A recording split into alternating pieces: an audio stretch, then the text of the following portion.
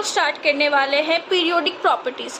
ये नीट तक लेवल का हम लोग इस पीरियोडिक प्रॉपर्टीज़ चैप्टर को समझते हुए चलेंगे। तो पहले हम स्टार्ट कर रहे हैं कि मैं आपको बताती हूँ कि इस चैप्टर में हम पढ़ने क्या वाले हैं, ठीक है।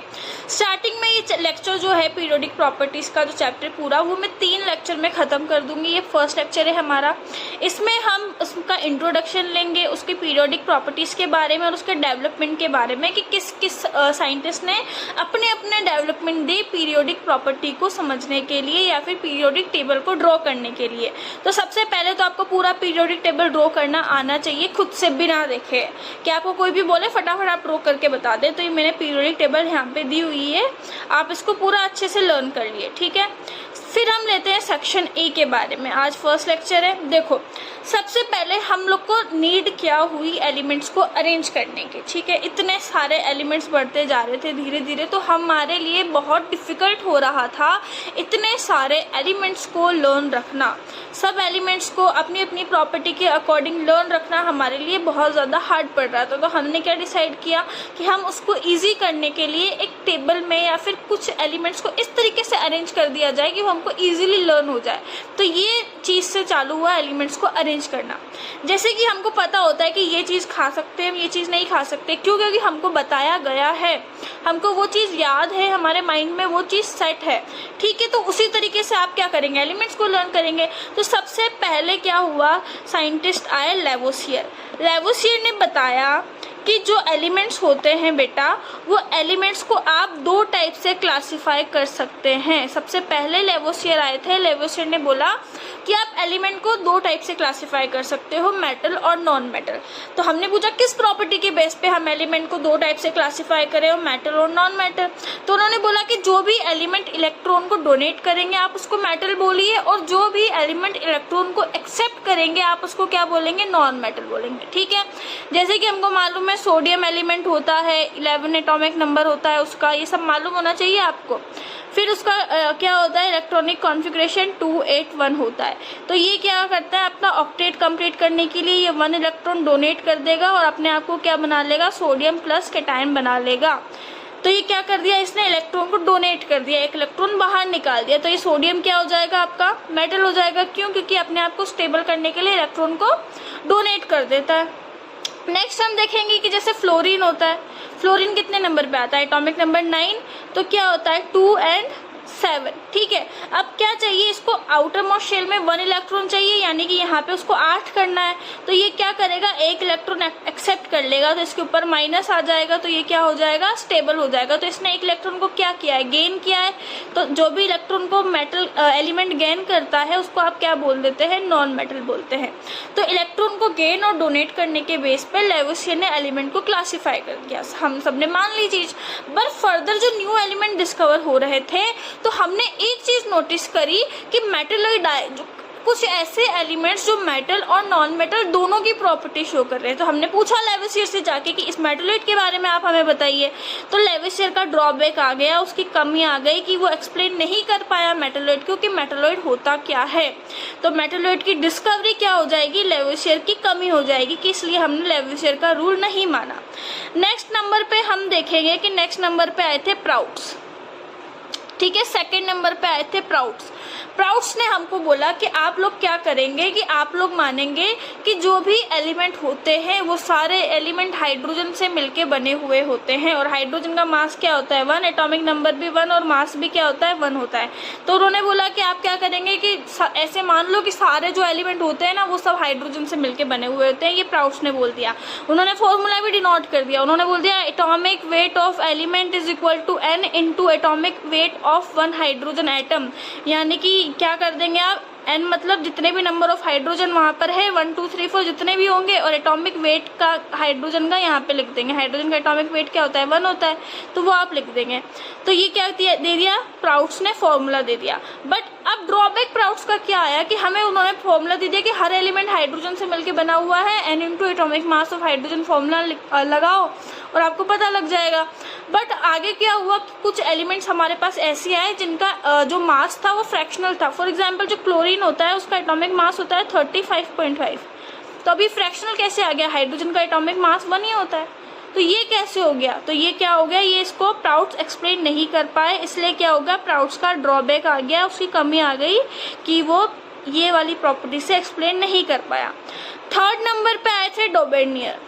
डॉबेनियर ने बोला अपना ट्राइड का रूल, ठीक है, डॉबेनियर आए थर्ड नंबर पे, उन्होंने बोला अपना ट्राइड्स का रूल। डॉबेनियर ने बताया कि जितने भी एलिमेंट आपके पास अभी तक है आप उनको 3-3 के सेट में अरेंज करो, मतलब 3-3 एलिमेंट रखो, ठीक है। हमने रख दिया for example A, B and C, हमने 3 एलिमेंट रख दिया। उन्होंने बोला कि जो A और C का एटॉमिक मास अगर आपको पता है तो आप उससे B का एटॉमिक मास अपने आप फाइंड कर सकते हैं। कैसे, उन्होंने बोला एवरेज निकालो। एवरेज कैसे, A का एटॉमिक मास प्लस C का एटॉमिक मास अपॉन 2। आप जैसे ही करेंगे तो क्या हो जाएगा, B का एटॉमिक मास आ जाएगा। एग्जाम्पल हम लेते हैं लिथियम, सोडियम एंड पोटेशियम। ये लेवोसियर ने एक ट्राइड उन्होंने लिया था, हम बस इसको क्या कर रहे हैं, पढ़ रहे हैं।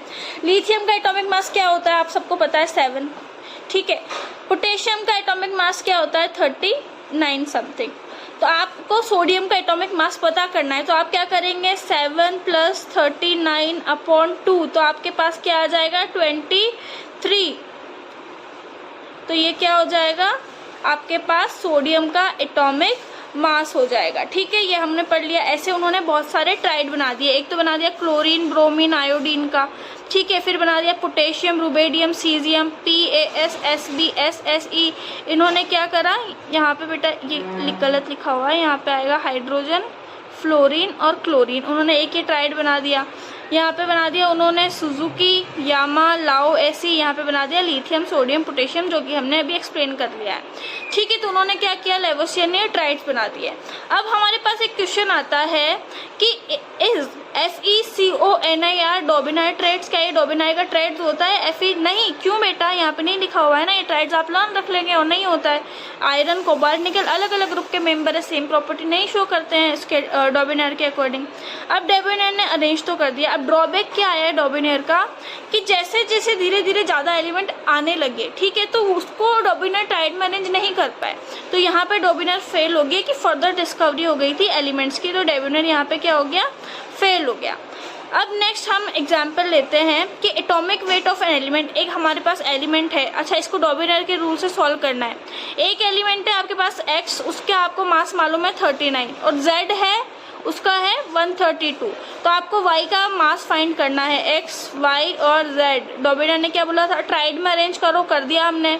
उसने बोला कि X का एटॉमिक मास कितना है, उसने दिया हुआ है 39, Z का कितना है 132, उसने बोला Y का बताओ डॉबिनाइर के अकॉर्डिंग कि Y का एटॉमिक मास क्या होगा। ये आपको किसके अकॉर्डिंग बताना है, डॉबिनाइर के अकॉर्डिंग बनाना है। क्या बोला था डॉबिनाइर ने, एवरेज निकाल दो, 39 + 132 अपॉन 2, एवरेज निकाल देंगे तो क्या आ जाएगा हमारे पास, इसका मास आ जाएगा Y का 85.5 क्या होता है, मास होता है। डॉबिनाइर तक समझ में आया आपको। चलिए नेक्स्ट नंबर पे आए थे, कितने नंबर पे आए थे, 4th नंबर पे। 4th नंबर पे आए न्यूलैंड। न्यूलैंड को म्यूजिक का था बहुत ज़्यादा शौक, मतलब उनको अल्टीमेट गाने सुनना पसंद था, मज़े से गाने सुनते थे। रात को सोते टाइम पे ईयरफोन लगाते थे, ईयरफोन होती नहीं थे उस टाइम पे, मजाक कर रही हूँ, आराम से गाने लगाते थे और सुनते थे। फॉर एग्जाम्पल जैसे कि हमारे म्यूजिकल नोट होते हैं, सा रे गा मा पा धा नी सा, वैसे कुछ वहाँ भी नोट्स होते होंगे, है ना। तो अब क्या हुआ, न्यूलैंड को ऐसे ही सो रहे थे, वो गाने सुनते हुए सोते थे, तो उनको ऐसा लगा कि जैसे देखो हम लोग जैसे म्यूजिकल नोट होते हैं, तो मैं स्टार्ट करती हूँ बोलना, सा रे गा मा पा धा नी और वापस सा आया, है ना, कि जैसे ये म्यूजिकल नोट एक दूसरे को रिपीट कर रहे हैं, तो वैसे क्या ये एलिमेंट भी एक दूसरे को रिपीट कर सकते हैं। तो उन्होंने बोला ट्राई करता हूँ, उन्होंने बोला मैं लिखता हूँ, उन्होंने लिखा सा रे गा मा पा धा नी सा। ये 8th नंबर पे अपने आप को सा रिपीट कर रहा है वापस, तो उन्होंने बोला हर फर्स्ट एलिमेंट अपने 8th एलिमेंट से सिमिलर प्रॉपर्टी शो करेगा, ये उन्होंने फिक्स कर दिया। तो हमने बोला ठीक है करके देखते हैं। तो उस टाइम तक जब ये न्यूलैंड डिस्कवरी कर रहे थे, नोबल गैस की डिस्कवरी नहीं हुई थी, तो हमने नोबल गैस को छोड़ दिया। नोबल गैस आपको पता है, पीरियोडिक टेबल लर्न करी होगी, तो हीरे, नीलम और कोहिनूर जैसे रत्न एंड वाले ब्लॉक में आता है, ठीक है। तो हमने लिखा लिथियम, यहाँ पे देखो लिथियम नंबर 1 पे लिखा है, फिर लिखा बेरिलियम 2 पे, बोरोन, कार्बन, नाइट्रोजन, ऑक्सीजन 6 पे और ये 7 पे, और ये किस पे आ गया वापस 8 पे आ गया। ठीक है। तो ये क्या हुआ, फर्स्ट और 8th एलिमेंट अपने आप को रिपीट कर रहा है। आपने क्या करा है, इन एलिमेंट को जब हमने अरेंज किया है अभी तक, हम सब किसकी बात कर रहे हैं, हम सब बात कर रहे हैं यहाँ पर एटॉमिक मास की। ये आप ध्यान रखेंगे, अभी तक हम इन एलिमेंट्स को किस बेस पे पढ़ रहे हैं, एटॉमिक मास के बेस पे पढ़ रहे हैं, राइट। चलिए, तो आपने अरेंज किया, तो आपने बोला कि फिर ये सेकंड एलिमेंट इस मैग्नीशियम से सिमिलर प्रॉपर्टी शो करेगा, तो 8th नंबर पे आना चाहिए ये। हमने देखा फर्स्ट गिनो यहाँ पे beryllium first, second, third, fourth, fifth, sixth, seventh, 8 number पे आ गया। तो सेकंड एलिमेंट से कौन शो कर रहा है, 8 नंबर पे मैग्नीशियम शो कर रहा है। तो आप इसको क्या बोल देंगे कि ये हर 8th एलिमेंट अपनी सिमिलर प्रॉपर्टी शो करता है। बट क्या हुआ, धीरे धीरे फर्दर एलिमेंट की डिस्कवरी हो रही थी और ये रूल ओनली कैल्शियम तक ही फॉलो कर पाया। ये रूल क्या हुआ, ओनली कैल्शियम तक ही फॉलो हुआ, उसके बाद ये रूल फॉलो ही नहीं हुआ क्योंकि डी ब्लॉक एलिमेंट आ गए, स्कैंडियम, टाइटेनियम, वैनेडियम, ये डी ब्लॉक एलिमेंट आ गए। और जो डी ब्लॉक एलिमेंट होते हैं वो अपने आप को 18 नंबर पे रिपीट करने लग जाते हैं। तो ये रूल क्या हो जाएगा, इसका ड्रॉबैक आ गया और ये रूल भी फेल हो गया कि 18 एलिमेंट पे आप रिपीट कर रहे हो, तो इसका रूल फेल हो गया। हम देखेंगे नेक्स्ट कि 4th यानी कि 5th नंबर पे आए हमारे पास लोथर मेयर का कर्व। लोथर मेयर ने बोला कि हम क्या करेंगे, हम एक कर्व ड्रॉ करेंगे। मैं आपको यहाँ पे ड्रॉ करके बताती हूँ। हम यहाँ पे एक कर्व ड्रॉ करेंगे, किस किस के बीच में करेंगे, atomic weight and atomic volume के बीच में। एटॉमिक वेट और एटॉमिक वॉल्यूम के बीच में आप क्या करेंगे, कर्व ड्रॉ करेंगे। ये लोथर मेयर ने बताया। उन्होंने बोला कि ये कर्व मैंने ऐसा ड्रॉ कर दिया है, ठीक है, ओके। लोथर मेयर ने बताया कि जो भी एलिमेंट होगा वो उसके कहाँ आएगा, पीक पोजीशन पे आएगा। यानी कि इस पोजीशन पे जो भी एलिमेंट आ रहे हैं उसको तो आप क्या बोल देंगे, उसको हम लोग बोल देंगे मेटल्स, ठीक है। ऊपर वाले जो पोजीशन पे आ रहे हैं उसको पीक पोजीशन पे, उसको आप मेटल बोल देंगे। जो डिसेंडिंग पोजीशन पे आ रहे हैं इस साइड, इसको क्या बोल देंगे हम, alkaline earth metal. Periodic table पढ़ेंगे ना तो हमें समझ में आएगा। यानी कि बेटा मांगे कार स्कूटर कहाँ आ जाएगा, यहाँ डिसेंडिंग पोजीशन पे आ जाएगा। असेंडिंग पोजीशन पे आ जाएगी अपनी gases, halogens, fluorine, chlorine, bromine, iodine, ये सब कहाँ आ जाएगी, हेलोजेंस यहाँ आ जाएगी। और जो नीचे बॉटम वाला पार्ट दिख रहा है यहाँ पे आपके मेटल्स और ट्रांजिशन एलिमेंट आ जाएंगे। ये लोथर मेयर ने बता दिया। पर बेटा लोथर मेयर फेल कहाँ हो गया कि इतना ज़्यादा कर्व लर्न रखना हमारे लिए ईजी नहीं था। लोथर मेयर सही बता रहे थे, बिल्कुल इजी उन्होंने बता दिया, बट इतना ज़्यादा पीक याद रखो, असेंडिंग डिसेंडिंग इतने ज़्यादा एलिमेंट हो गए थे कि हम लोग ग्राफ में उसको अच्छे से ड्रॉ भी नहीं कर पा रहे थे। तो ये रूल भी क्या हो जाएगा, फेल हो जाएगा। 6th नंबर पे आए टेलुरिक हेलिक्स। ये आपको मैक्सिमम बताया नहीं जाता है, पर ये साइंटिस्ट आए थे, इनके एक्सेप्ट नहीं किया गया। इन्होंने बोला कि जो पीरियोडिक टेबल है ना, इन्होंने डिस्कवरी कर दिया स्क्रू की तरह, ऐसा 3D स्ट्रक्चर। इन्होंने 3D स्ट्रक्चर बना दी पीरियोडिक। हमको 2D नहीं मिल रही है, हमको ग्राफ पढ़ना नहीं आ रहा है, वो इन्होंने बता दिया हमको 3D स्ट्रक्चर कि आप स्क्रू जैसा रहता है ना हमारा, उस स्क्रू के जैसे आप क्या करेंगे, पीरियोडिक टेबल को अज्यूम कर लेंगे। जिन लोगों को 2D स्ट्रक्चर पढ़ना नहीं आ रहा है, जिनको ग्राफ पढ़ना नहीं आ रहा है, उनके लिए आप 3D स्ट्रक्चर लेके आ रहे हो स्क्रू जैसा। तो ये क्या हो गया, पहले इसको आपने क्या किया, एक्सेप्ट ही नहीं किया और ये फेल हो गया क्योंकि हमारे लिए बहुत ज़्यादा डिफिकल्ट हो रहा था। नेक्स्ट नंबर पे है मेंडलीफ, नंबर 7 पे, याद रखेंगे।